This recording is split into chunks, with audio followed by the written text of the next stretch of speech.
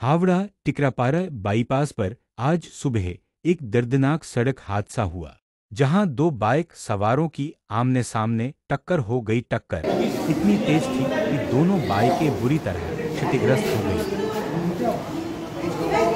क्या हुआ था चाचा आपका? भैया हम चटर्जी पाड़ा का साइड से मतलब वो टीकापाड़ा स्टेशन से हम आगे आ रहा था। ये बाइक वाला एकदम राइट में था, फुल स्पीड में था। हमरा थोड़ा स्पीड था, बराबर खाली रास्ता था, आस्ते आस्ते चला रहा था। वो बाइक वाला इतना स्पीड में आया, पूरा राइट में था वो, हम लेफ्ट में था, पूरा राइट में आके हमको आमने सामने मार दिया। आप भी बाइक पे थे? हम भी बाइक में था, वो भी बाइक में था। अपनी छिलेन? मेरा नाम अमीर अली साले भाई है।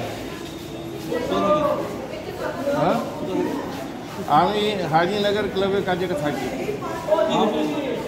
কিছু হয়নি, বাইক আমনে সামনে টাকরা হয়ে গেছে।